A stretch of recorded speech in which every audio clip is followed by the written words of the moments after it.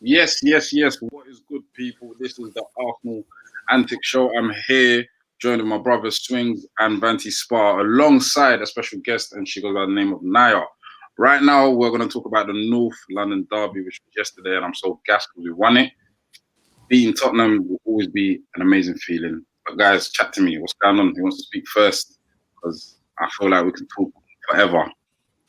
I think Naya got to go first. I'm not gonna Yeah. lie. Naya, what you saying, man? Yeah, it's always a nice feeling to beat Tottenham because they are our North London rivals. I think a lot of people were nervous about the game because of Tottenham's previous form. Like they've won their last 5 games, and a lot of their forward players seem to be on form. And Arsenal, although we've been playing well, we have had a couple incidences where like individual mistakes have let us down. So we knew we were vulnerable to their counter attack. And we remember their game we played against them away from home. We dominated, we had the ball and stuff like that, but 2 counter attacks and they got us and they won the game. So yeah, I think everyone was quite nervous, or maybe some people were nervous before going into the game, but the way we started was absolutely spot on, and I think it just showed how well the manager set us up to win the game, and how like poorly I think Jose set Tottenham up to play their game as well. Sick. Yeah, I want to ask everyone a quick question. Yeah, speaking about the manager, dropping a Batman, good or bad? Good. Man. Good, man. Good. The captain, man, you have to lay some discipline because it shows on the rest of the squad, man. You can't come on late on a derby as well, even though it might be an accident. Come on, you have to set an example, innit, guys? It's what do you true. think, Fanny? It's true, yeah. You know what? Spar's thinking otherwise. You know what it is? I'm not even gonna be fake, yeah, because my tweets are out there. And I'm not trying to get caught in 4K in it. So when I saw it at first, I was going mad and I was thinking, right, I get you wanna. I'm all for the discipline, but not this game. Like this is the one game in the season. If I lost every other game and this is the one game I would have to win, I'll choose this. That's how I just love beating this team. So I was kind of annoyed at the start, but fair due, yeah. I put my hand up. He got it right, and we won without playing a Aubameyang, and that just shows that even when he's gonna go, maybe like a lot of people are like, oh, how are we gonna score without him? We beat Chelsea without him. We beat Tottenham. Did we beat United without? No, we drew with United. I think without him. I don't think he was playing that match. So there is positive solutions without him. So I've got to credit where due. So I'm not gonna be fake and lie and be like, yeah, I'm all for it because I wasn't at the start. But yeah, we won, so it is where it is, isn't it? Do you know what I'm saying? I agree there. I feel like it was a good thing to do, but I just feel like he shouldn't have publicized it and said 100%. I was dropping him because of XYZ in it. Like that was a bit mad because we never knew that this is not his first time. Do you get me? Like after reading the statements, apparently it's not his first time, and he's been he had 2 disciplinaries for COVID guidelines. He got a tattoo, like bare stuff in it. So now the way I'm looking at it now is like, raw. Batman's got the captain's armband, and he's just taking a piss of it because he knows he's the captain and he's the top guy. Do you get what I'm trying to say? So it's like now that you've publicly embarrassed him, which I think it was spotlights kind of on him. Yeah, spotlights on him. Now he might just start acting up. You get me? You get these players that all of a sudden they just don't want to play no more. They want to move teams in summer. You might just get that. Like I don't think Aubameyang will do that, but you might. You know what I'm saying? He's the highest paid player, bad man goal scorer. Really put it on my man like that, innit? Who knows what we can expect now? My man's. But you know what, Squirrels? You know what? To interrupt you, I might not be his biggest fan, but one thing I could say, what Arteta done yesterday, as you said, he's put Aubameyang in the spotlight, and he's also looking at the positives. He's gonna have to pattern up. You're the captain. You're the highest paid earner. You're supposed to be our go-to guy, and you're doing this stupidness. And if he doesn't fix up, everyone's been saying it. Tini's our next captain. The armband will just go. He will just lose all that. You know what I'm saying? At the end of the day, you're just gonna shoot yourself in the foot. I didn't know that this was his first time and whatnot. But if he carries on, how can you expect someone like and Nelson, like for example, Barcelona, Dembele, he's always up late playing games or doing this and that. Imagine an Aubameyang wanted him in the team. You can't take a senior player serious who's doing stuff like that. So Arteta was right in that sense I think to public, whatever the word I'm going to try to say it. You have to Yeah, lay a but statement as a manager, guys, man. You have to yeah, lay a statement to Yeah. say, I'm in charge. Regardless of you lot are players and you're the top player, you're my captain. I want you to stay. I'm in charge. Regardless, you have to set an example. He's captain as well. Do you know what I'm saying? But you I can also see think just he's more captain because of his ability, innit? Not his actual captain material, leadership. innit? But what was I you also saying, Naya? think Yeah. Yeah, I Well, also no. think he publicized it because of clarity. Like I think if he had been dropped, like a lot of us would have been asking, but why? Like why is Aubameyang not playing? Like do you know what I Yeah. mean? You We'd have to all give him want that. kind of a reason as for like why Aubameyang's not playing because it's true it is a big game and Aubameyang has scored against Tottenham before and you know I think maybe possibly if he had played yesterday he would have scored as well. So I think fans would have been like, oh, where's Aubameyang? Where's Aubameyang? And if you listen to Arteta's post-match interview, where like the journalist is proper trying to get him to say some sort of clickbait statement about Aubameyang, he completely dodges the question and he makes it known that like Aubameyang's still a very important player for the squad. He still respects him, but everybody has rules to follow. Like it's not only Aubameyang, the whole squad has to follow it. And as you said, like a lot of the younger players look up to him, like Saka, they're all cool with him. So if he starts getting exceptions for doing things that they would get punished for, it just ruins like the whole dressing room vibe. You know True. what? I hear True. that. Still. I hear that. I actually hear that. But yeah. guys, you lot was saying last week that we're gonna get smoked from these lot. Yeah, on Sunday. That's what I recall. Yeah, you lot were saying we're gonna get smoked these lot. But remember, I was saying, guys, that we're starting off these games dominating. We're dominating games from the get-go. If we were gonna lose yesterday, we would have only lost because of ourselves. The way we started the game and dominated the game from the first half, the shots, even we're taking shots outside the box, it was actually controlling the whole game, and I felt like we deserved to win that game still. And it just showed, guys, like Arteta, yeah, slowly but surely we're going somewhere, guys. We're going somewhere, innit? We're literally going somewhere, innit? So Look how far. you don't have You know what? to You know what? patience No, still. listen. Yeah, I'll make this clear. Yeah, I'm not Arteta out, but I'm not You seen the Arteta in. difference?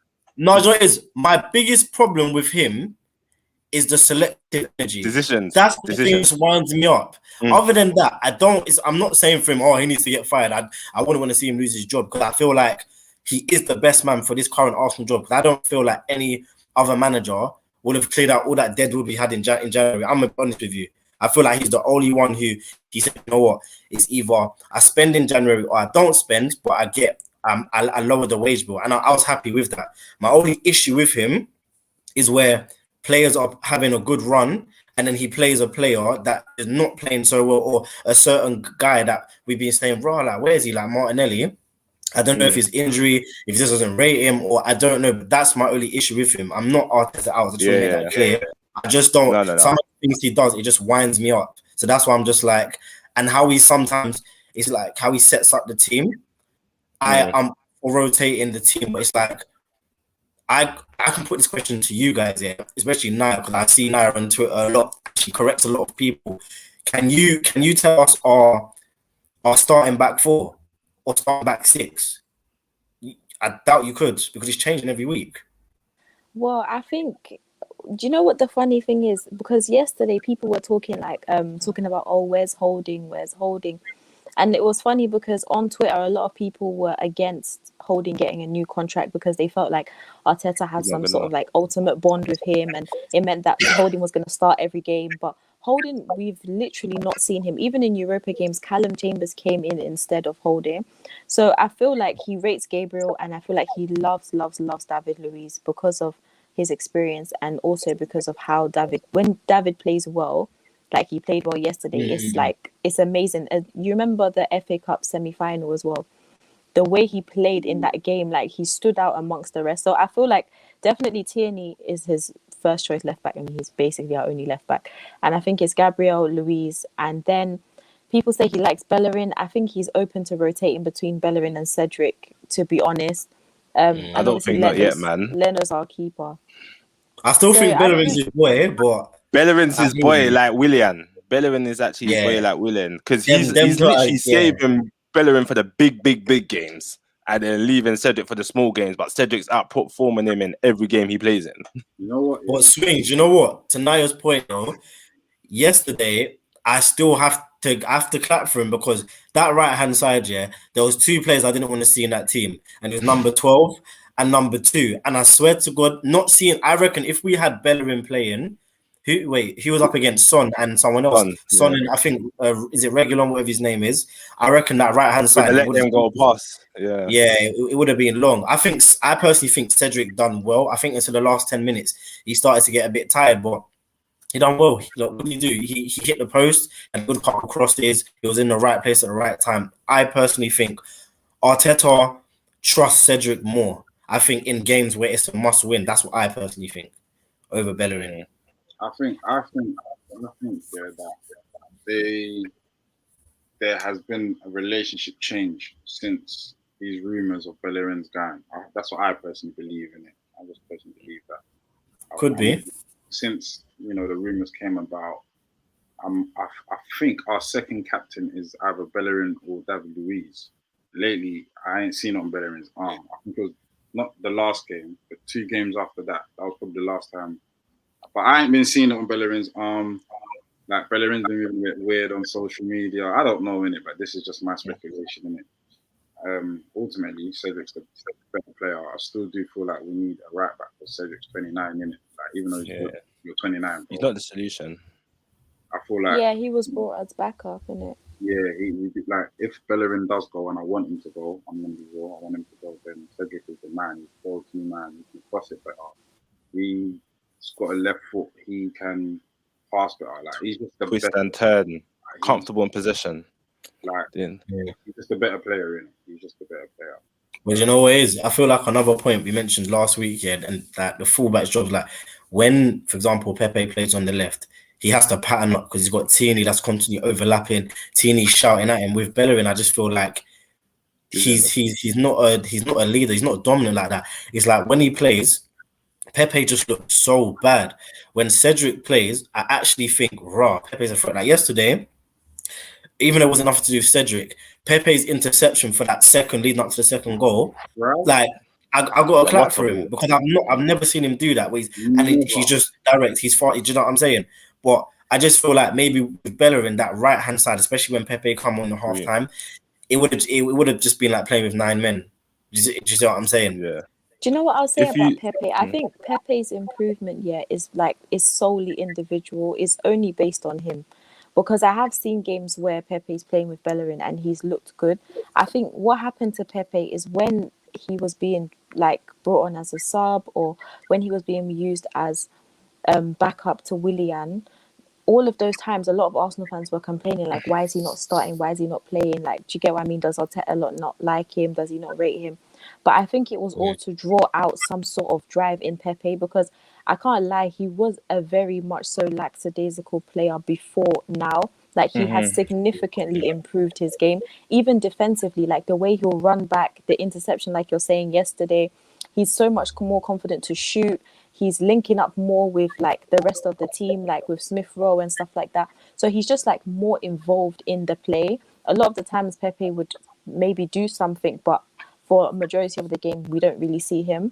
So I will say that as for Pepe, I'm happy with him now because I feel like he's really, really stepped up his game. And when he came on yesterday, he was another outlet. He was lively. He was a really impactful sub, in my opinion, as well. Yeah, I've got a question for you guys. The penalty or not a penalty? 100% a penalty. If that was Luiz, that would have had no question about it.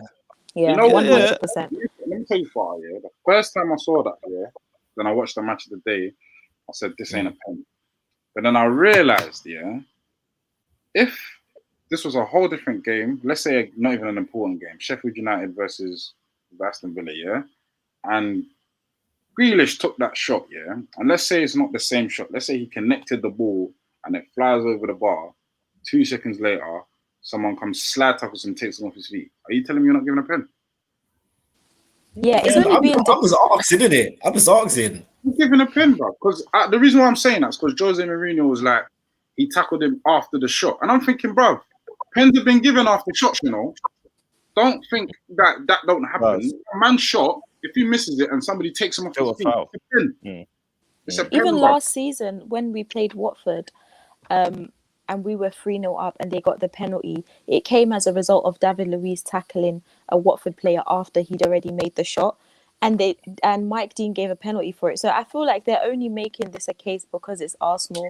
And also they want to have some sort of controversial decision to talk about, because actually I don't see how you can look at that and say it's not a pen. And as you said, if it was David Luiz on someone like Harry Kane, no one's debating if this was a penalty or not. They're saying, yeah, that's a Stonewall penalty. It's a foul, and it was clumsy from Sanchez. But let's be real, it also saved Lacazette from embarrassment, because that shot was just a wayward. It was just so bad. Like, you know what? he That scuffed done, it yeah. completely. He Cannot stay on his feet. He can't stay on his feet. I don't know what's wrong with that guy. Every time this guy's always on the floor. Like, you know what it is? Lacazette does all the hard work, and the final bit, he just, I don't know what's wrong with him. I don't He know. messes it He up gets every tired, time. man. He gets tired, man, by the last chance, man. He's Because if Sanchez never made that tackle, we're gonna be saying what a miss from Lacazette. Like, he just scuffed the ball completely. But Sanchez's rashness is what saved him. And then, of course, he's a really good penalty taker. So I was never really in doubt when it came to him to take the penalty. He's a very, very good penalty taker. Guys, I was going to say, bro, we have to mention, firstly, Smith Rowe, and secondly, Odegaard. Yeah. Look, obviously, you remember, when Smith Rowe played against Benfica after the Leeds game, and people are like, oh, yeah, we want the same team. But then they saw that against Benfica, he wasn't really operating correctly, and they made that judgment like, nah, I don't want to see Smith Rowe and Odegaard together. Like, it doesn't work. He should be playing down the middle. Nah. But this is what I was saying about people. Yeah, you lot can't judge it over one game. That game might not be working, but they have to work on it, bro. But you saw, fam, Smith Rowe's influence yesterday. North London derby. The way him and Tenny was terrorizing Doherty, like terrorizing. Yeah, like, but he's an Arsenal fan, man. He let it happen. Arsenal fan. That's what I was saying. You can tell he's an Arsenal fan, car. He was just letting them go past. Like, Smith Rowe doing some mad overlapping runs. They could not handle him. And I have a big shout out. He even hit the crossbar. You saw the bit where he hit the crossbar. Smith Rowe hit the crossbar. On another day, that had gone in. I wish that had gone in. Oh my gosh. But Smith Rowe, what a great performance, man. But and Odegaard as well, bruv. I can't. He's fitting in well. He's fitting in well. Do you know what, Springs? I was going to make a point on what you said. Yeah, I don't even think it's just this game. On a whole, in general, Smith Rowe has just improved this team since he's come in. Yeah, like, he's young. What is he? 19, 20. He's gonna have a bad game. Like, he's a young boy, but overall, since he's come into the team, we've looked more energetic. We've created more chances. His runs off the ball and with the ball are very smart. He's just very mature for his age, and people need to get off his back. He's gonna make mistakes. He's gonna have quiet games where teams are gonna figure out. Like, for example, Saka. Let's be real. The last 3 games, he hasn't done nothing. But he's young. Do you know what I'm saying? And I personally think, when I see silly statements where people are like, "Oh, Odegaard is in the team to push Smith out the thing." If you look at City, don't they have like 2-3 players for every position? You need that in the team. If we just have Smith Rowe, especially with his injury record, we're never going to win things. It's good to have the two of them in the team. And you saw the difference when he came off. The intensity stopped. Down the left-hand side, he wasn't a threat as much as when he was on. So even if he's off his back, I think him and Odegaard, they've done very well. I'm not going to lie. They've done very well together. Odegaard, I wanted to touch on to him because it's like, he's actually came into the Prem and fitted in our team seamlessly, and he's dictating play, asking for the ball, giving us an option on the ball. But he's contributing with goals as well, and we haven't had that from midfield in a long time, innit? Yeah, and I have to have an honourable shout out for him because he's actually coming to do the job that we bring him in for. And if it carries on like this throughout the rest of the season, I'm open to get this guy, bro, because he seems like him and Partey seem on a close level, innit? But I need to see a bit more from him, innit? I want him now. I'm not even open. I've opened it time ago, but I want him now. It's true. That guy is so young. Can you imagine what he's going to be doing when he's 26, exactly.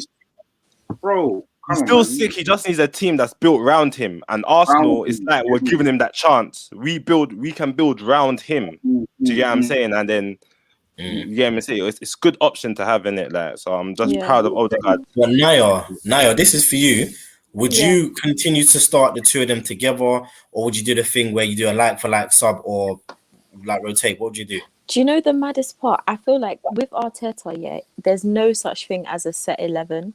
He just simply picks his team based on opposition. Like he knew the link up that Tierney and Smith Rowe were gonna have would what do you call it, would isolate Doherty yesterday, and that's why he started the two of them. And you see some games he starts Pepe and Saka with just Smith Rowe in the middle, or sometimes just Odegaard. Like, so I can't really say if I would choose which one I would like. I can't really say if I would choose to have both of them or just one because of how the manager sets up his team. But I just feel like overall, like the chemistry when either one of them is in the team has just improved so much. And I think since the Chelsea game on Boxing Day, Arsenal have looked like a completely different side with Smith Rowe in the team. And as you said, like, I'm also happy with Odegaard. I was kind of like nervous to kind of see how he was going to fit in our team because of how we play and like how much Arteta wants us to run and stuff like that. Like, he didn't play a lot at Real Madrid before he came to us on loan. But yeah, he fit in perfectly. And I don't know if I feel like I would extend his loan depending on how the season finishes for us. Like, if we win the Europa League, by God's grace, if we win the Europa League, yeah, then I would want us to get him on loan again and then buy a proper, like, marquee creative mid signing.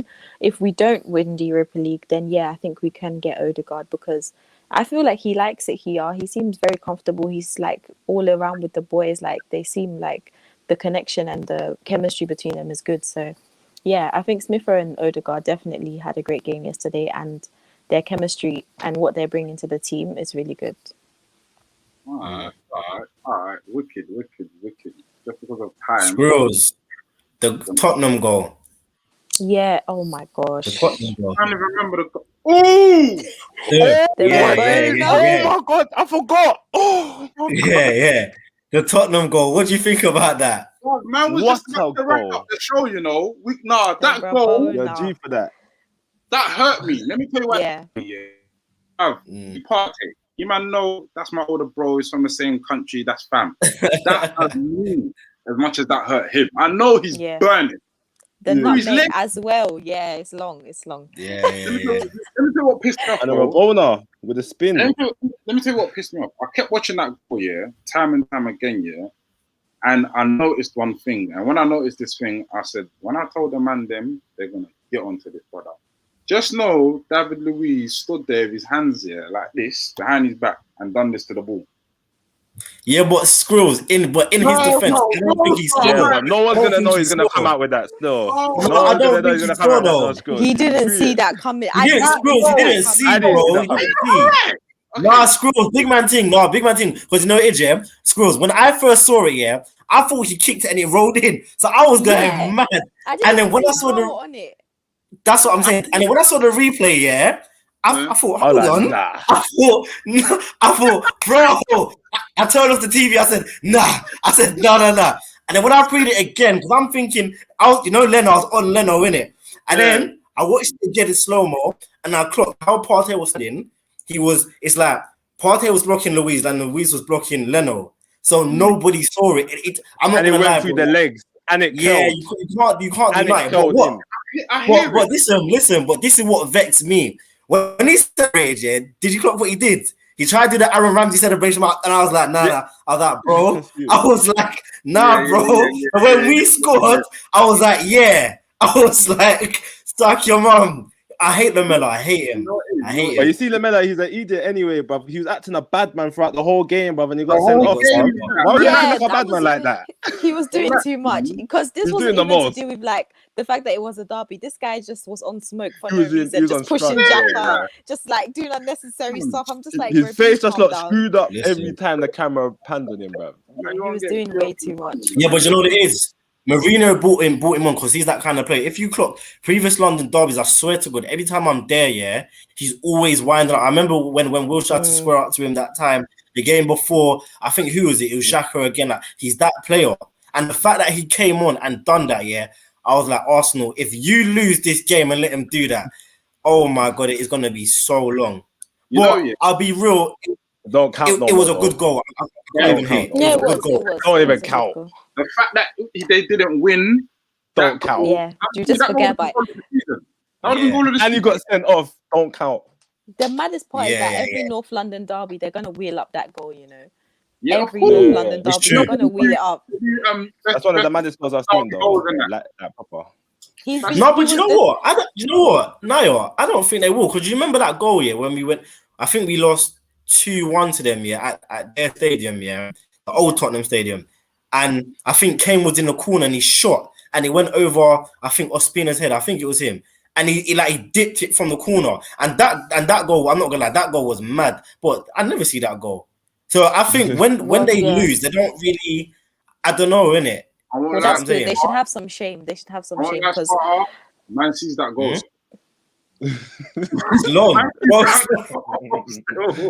When they do 10 top 20 goals, that goal is there. They're gonna put it in, yeah. But you know what? Though? We got our revenge because Odegaard nutmegged their keeper. But it wasn't as good, but he still nutmegged him, innit? And my thing is, we lost the game. It don't matter how. And have you realized every North London derby, they always go ahead. And they always lose. At the Emirates. They always lose.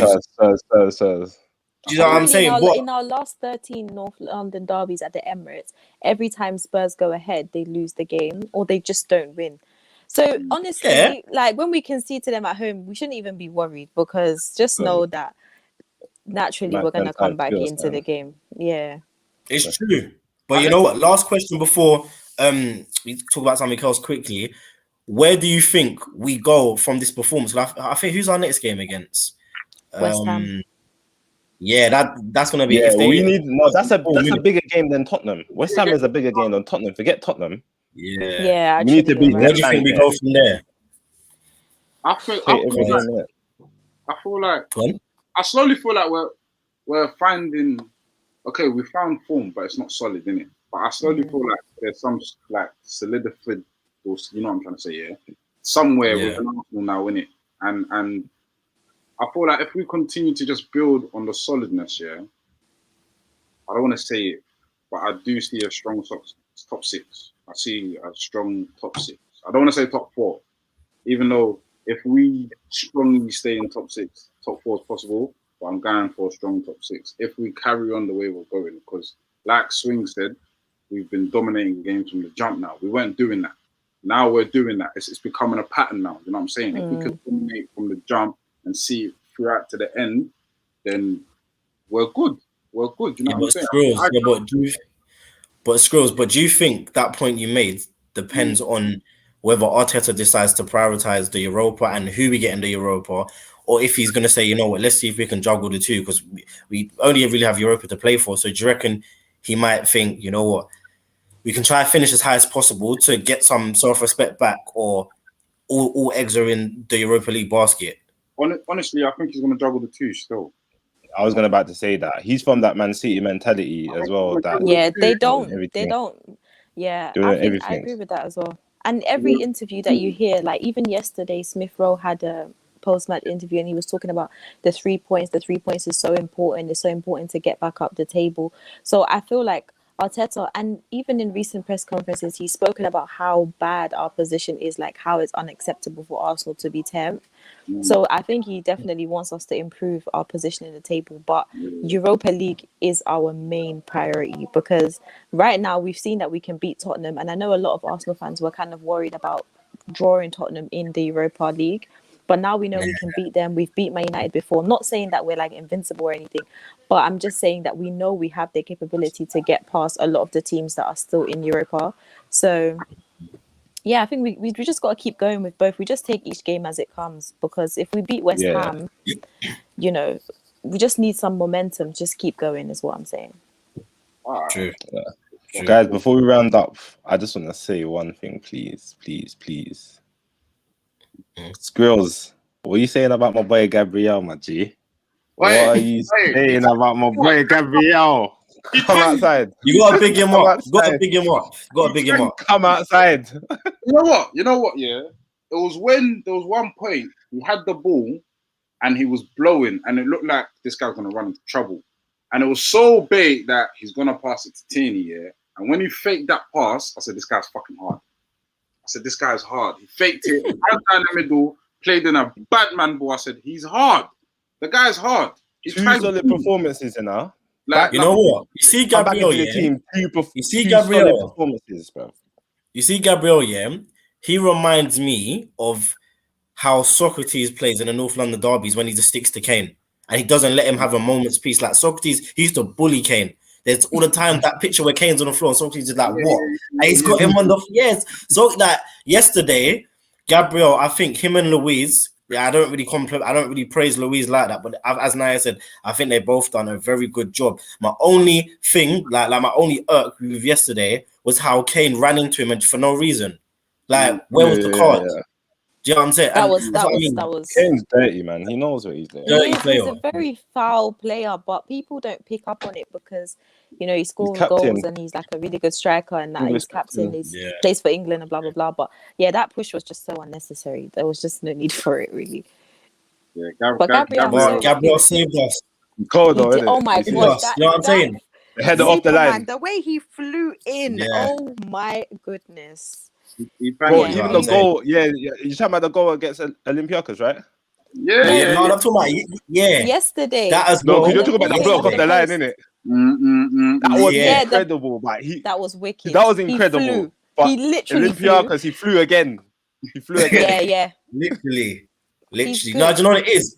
I think Arteta, like, as much as we probably won't see, Arteta knows like by far he's our best defender. He likes David Luiz for the presence leadership and whatnot. And Gabriel yesterday, I just think he was in control, he was in command, he knew what to do, he was in the right place. Like if that goal had gone in, it would have felt like a loss to me. Like when a Bamman missed a penalty at their ground, that for me was a loss. Like it just pissed me off. But yesterday, I got to shout out the boys, man. Like they done their job. Because usually these men like to be tweeting and typing, "Oh, we're ready," and they're never ready. But yesterday, their man was on job in it. So yeah, props to them. Before we wrap it up, I'm just want to say two things. Firstly, I feel like Gabriel works very well with David Luiz, and the reason why I say that, obviously they're both Brazilian, Brazilian connection, learning English and whatnot. But I did watch, when they do. When the players watch their games and they do the commentary thing.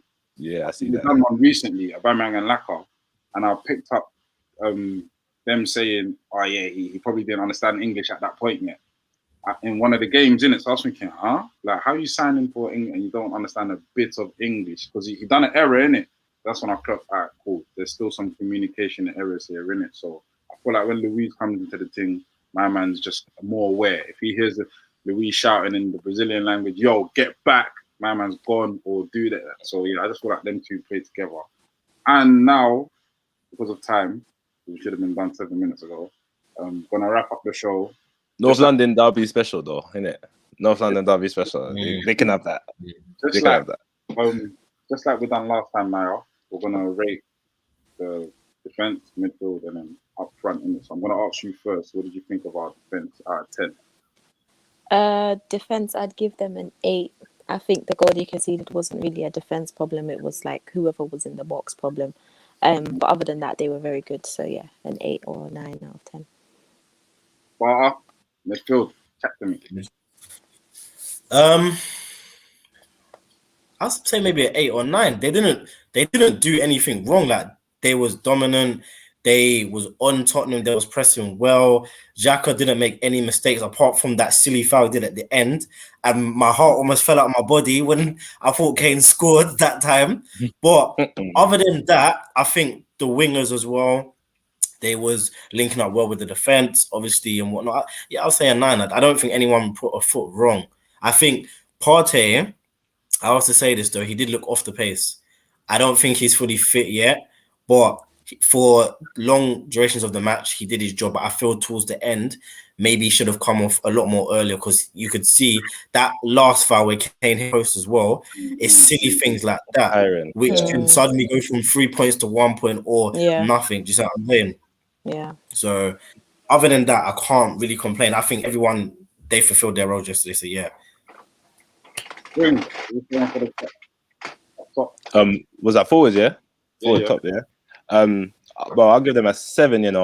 because I think Smith Rowe. No, yeah, because I'll keep Odegaard in midfield, innit? But Smith Rowe was the shining light. I think Saka had one of his like poor, not I wouldn't say poor, but he didn't get to the game as much in the He was game. injured. And he got injured eventually and came off at half time. So, but I didn't think in the first half he actually influenced the match how he normally does. But it's understandable because he could be tired and he played a lot of games and we can't even rely on him all the time, innit? So do you get what I'm saying? But Smith Rowe played that standing. Lacazette, I think he done well. You know, with Lacazette, he would give him the big chances, he ain't gonna score them. Give them the hard chances, he will score them. But what he will give you is the work rate, determination, the hard work, and you know what you're gonna get, like a sturdy performance from him. So I have to big him up. But I'll give them a 7 because I didn't think if Lacazette took more of his chances, then it would have been better.